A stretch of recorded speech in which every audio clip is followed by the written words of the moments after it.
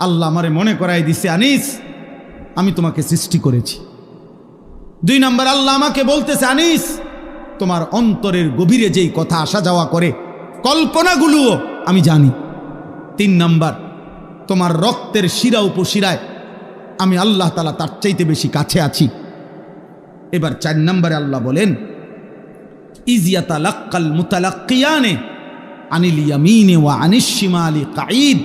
আল্লাহ বলে, বান্দা 4 নম্বরে মনে রেখো, 24 ঘন্টা তোমার ডানে এবং বামে আমার 2 জন ফেরেশতা আছে। আছে? কথা বলে না? আছে তো? ওরা লিখছে। এই 4টা হল। 5 নাম্বার, মা ইয়ালফিজু মিন কাউলিন ইল্লা লাদাইহি রাকিবুন আতীদ।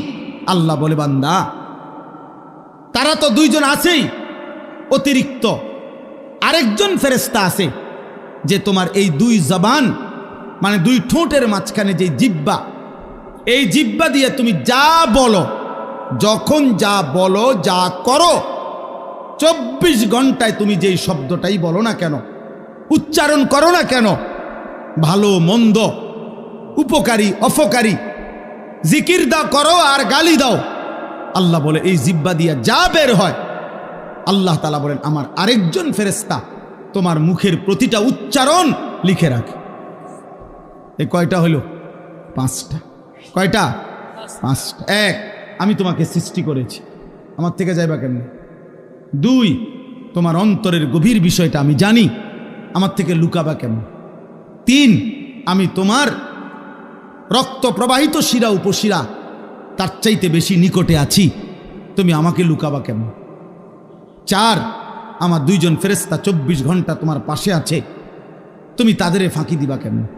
5, আমার একজন ফেরেশতা তোমার জবানের সমস্ত উচ্চারণ লিখে রাখতেছে, তাকে আড়াল করবা কেমন? এবার আল্লাহ বলেন, শেষ কথা হলো এই, আল্লাহ তাআলা বলেন, ওয়াজাআত সাকরাতুল মাউত বিল হক। বান্দা এই আমি দেখতেছি, আমি জানি, আমি তোমার কাছে আছি, আমার 2 জন ফেরেশতা, আমার একজন পৃথক জবানের কথা লেখার ফেরেশতা, এই পুরা তত্ত্বাবধানের ভিতরেই আমি আল্লাহ তোমারে জানিয়ে দিলাম, তুমি কাজে লাগাও বা নষ্ট করো হায়াতটাকে, আমল করো কিংবা নাফরমানি করো, আনুগত্য করো আর অবাধ্যতা করো, তুমি মনে রাখো এই অবস্থাতেই একদিন তোমার ওয়াজাআত সাকরাতুল মাউত বিল হক, সত্য সত্য কাজে লাগাও আর বরবাদ করো, একদিন সত্যি সত্যি তোমার মৃত্যু যন্ত্রণা চলে আসবে, মৃত্যুর